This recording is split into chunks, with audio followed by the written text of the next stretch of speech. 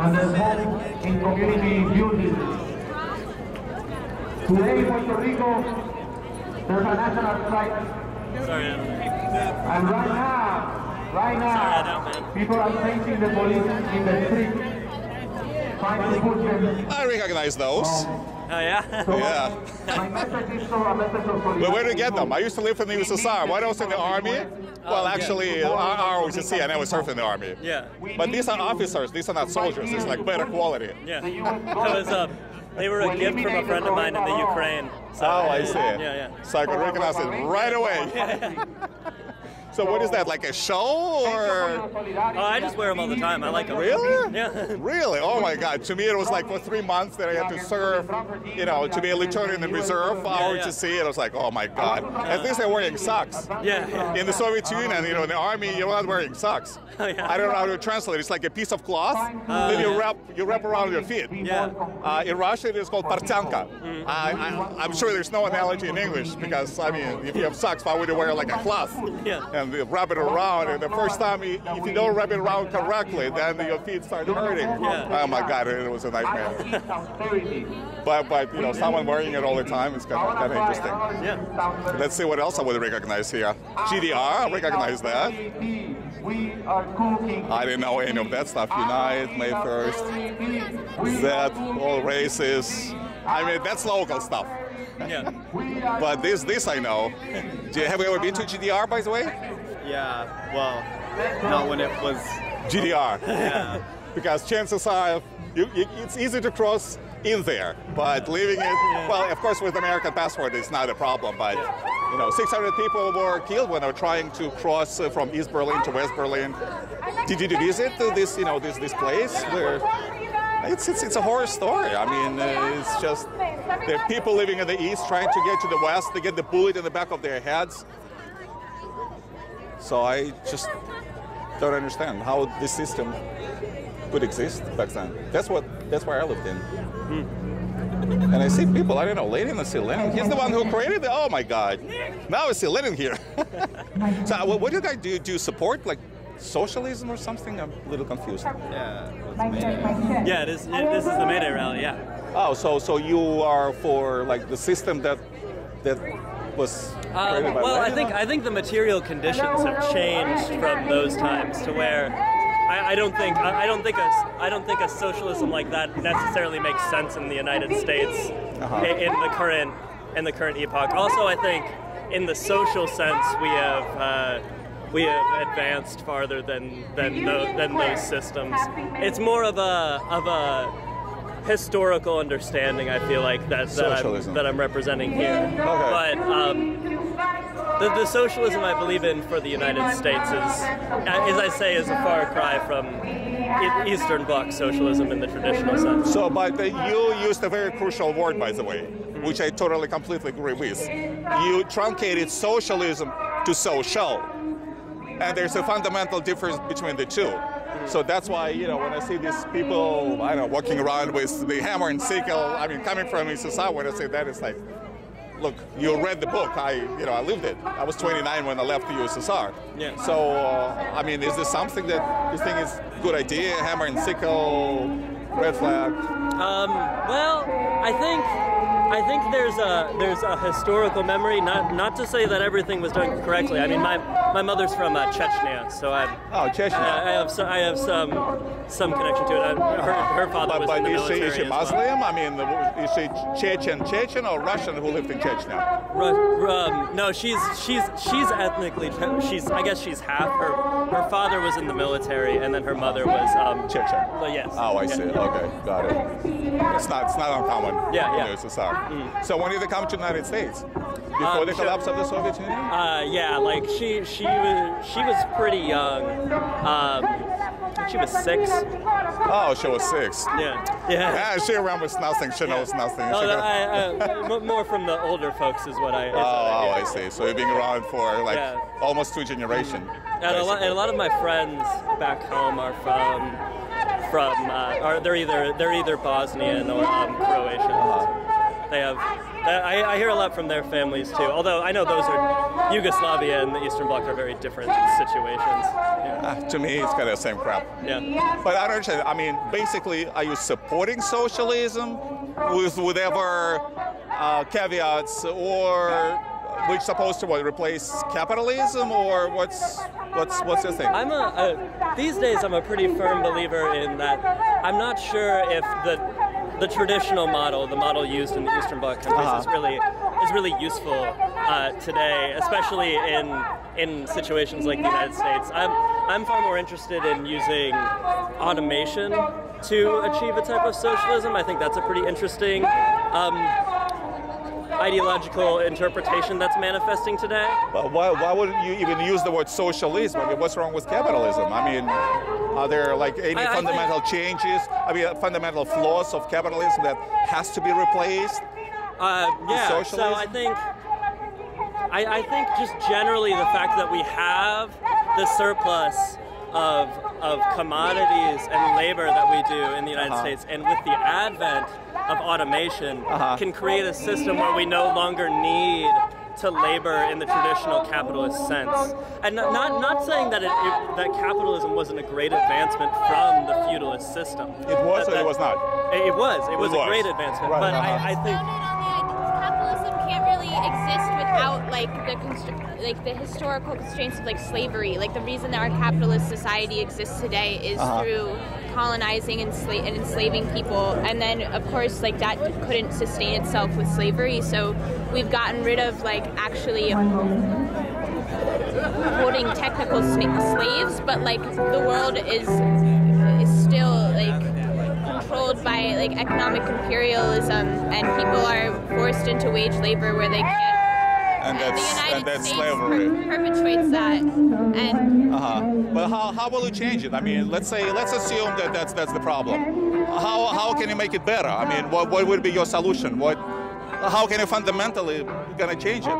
Because socialism versus capitalism, that's a fundamental change, you know? No?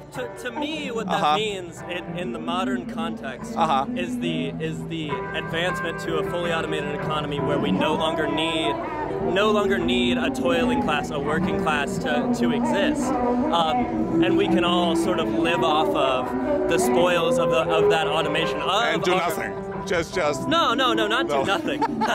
So let the slave robots work. This is where I do feel like some Marxist theory is helpful. In German ideology, one of Marx's middle of his life texts, he describes a system where he describes a system where he says for a human to reach the full capacity of their natures, somebody should be able to be a fisherman in the morning, to herd cattle during day, and critique in the evening, never being fisherman, herdsman, or critic. The fundamental problem of capitalism, to me, at the social level, is the alienation of a person from their full natures. And I feel like in a fully automated system, you could allow for people to just experience things in a more well-rounded context. So if you want to be an academic for purely academic sake, you would be able to do that because you're no longer required to work for your basic necessities. And I'm not saying, and I think that would be a gradual process. I don't think the violent revolution is. Thank you. I no longer believe that in the traditional concept. Yeah, but let's stop for a second. Yeah. So you're saying that for socialism to succeed, we would have to robotize, so to speak. I don't. Wait, hold on. But the robots, the technology, has to be created by someone, by some sort of system. Well, yeah. How much of any high-tech products have we ever been importing from the Eastern Bloc countries before, or even after, when they became kind of semi-capitalist? virtually nothing. I mean, there are hardly any advancements, in technology. I take what you're saying, but what I'm talking about is sort of divorced from that in the functional sense. What I'm saying is that it would be a gradual removal of the capitalist system, and the capitalist system would help build the new socialism. Because I'm a firm believer that, like I said, capitalism was the natural progress of human economic systems, but I don't think it's the end goal. I think we can go beyond it. Okay, fine, but do you think it's going to happen voluntarily? It's like, there are capitalists, and then voluntarily say, well, you know what? Let's become socialists. My hope would be, and this all requires an amount of education, and I think that's what can happen at events like this. But I think it needs to come through the democratic process. I'm a firm believer in that. Well, how can you democratically do anything of any substance? What I mean by that is that, there's just two of us, or there were like four of us before, and I'm sure if we decide what to have for dinner, right there we have disagreement, let alone, let's say, if we decide, to make these books. I mean, one would think that it have to be this side, and the other will think that no, maybe it should be this side. I mean, how? That's what it boggles my. I'm a small businessman. But that's the same under the capitalist system. No, it's not. I'll tell you why. Let's say I'm a small businessman. Okay. Well, guess what? I have the employees. Well, guess what? I am the one who invested in my own business. Therefore, I'm the one who makes the decisions. Right or wrong, I am the boss. If I fail, it's my fault. If I succeed, I will reap the benefits for my investment, of my acumen, or just pure luck, right? So if I had my employees involved in the whole process, I am more educated my employees. They know nothing about things that I know. I don't think that's how that works. In a multinational corporation, there are more than one voice involved. Yeah, but you're talking about like small business. I mean, small business is the same thing, right? That's a minority in the modern. No, what are you talking about? Are you kidding me? 60% of all the jobs are generated by small businesses, so it's more than half. That's a big number. I don't think that statistic is entirely accurate. Of course it is. And definitely not globally. Well, I'm one of those. I'm a small businessman. I employ and I'm not trying 10 to people, demean including your myself. But I still feel like fundamentally that if it isn't necessary to do it that way, then why? Why what? Because it. What do you mean? You said why what? Then why continue on these systems of what I would call vaguely authoritarian structures if it isn't necessary. And I'm saying it was necessary at one point, but I'm saying we can go beyond that to a more, what I would perceive as a more ethical system. Well, let's say I have the employees. I didn't force anybody of my employees to work for me. In fact, when we moved from Brooklyn closer to their place of residence in Queens, they all decided to move to New Jersey from Brooklyn. They all decided to keep on working for me because they like the company, they like me, they like the pay, they just liked it. Yeah. And every day they go all the way from Queens to New Jersey. It's a long schlep. They could have found something close nearby, maybe for the same pay, if not better. Yeah. But I'm not forcing them. So my point is that when people work for someone, it's a voluntary exchange. I mean, in my mind, no. Inherent to capitalism, there's the system that it creates forces people. Now, I'm not saying forces people to do a specific job, but it forces people to work for their necessary means. And I feel like that in itself, the structure is authoritarian. And what I'm saying, no longer necessarily so. But who will create the surplus? But who will create these basics? Food, clothing, shelter. I mean, someone's supposed to do all of that. I mean, well, after I think the technological advances we're at today. But technology, somebody has to invent this. That's the point that I was trying to. That's probably where we differ. Is I don't believe. And 1%, by the way, this is the 1% that manages to create all this technology. I mean, look at Microsoft. I fundamentally disagree with that reality. No, but it is a reality. Whether you like it or not, it is a reality. I don't. The richest man in the Google started from nothing. I mean, by the way, immigrated from Russia. But it wasn't just him. No, but he came up with idea, with one person, with one idea. But that is definitely possible under other systems. No, it's not. To say that I mean, we experimented. I lived in that somebody system. under feudalism came up with capitalism.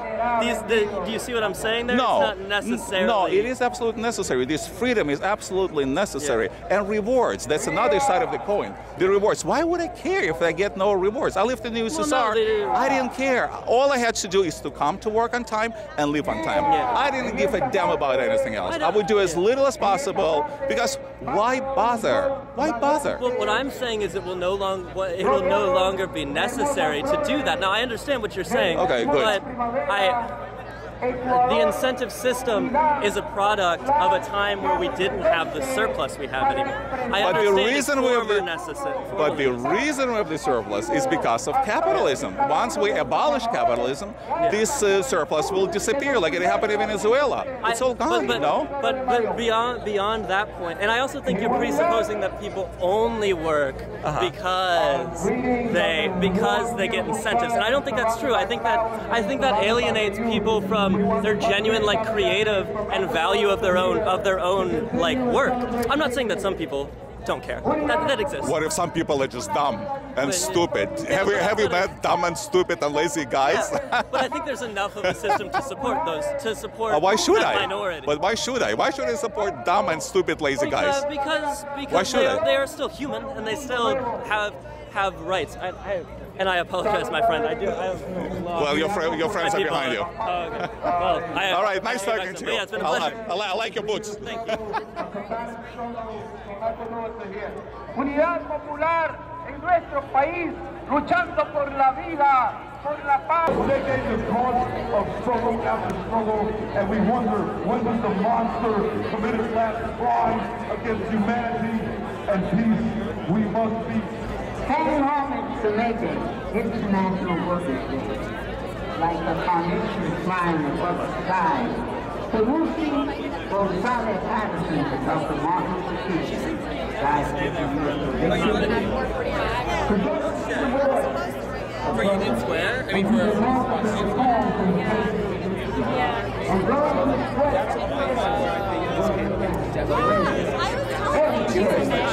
with 2 or 3 jobs. To the genocides who remove us from the bodies of the nation and the holy name of freedom. Even in the name of horror every day, the brotherhood of war. Perhaps innocent children and mothers who are crushed and scattered to die under the mass of the neoliberals.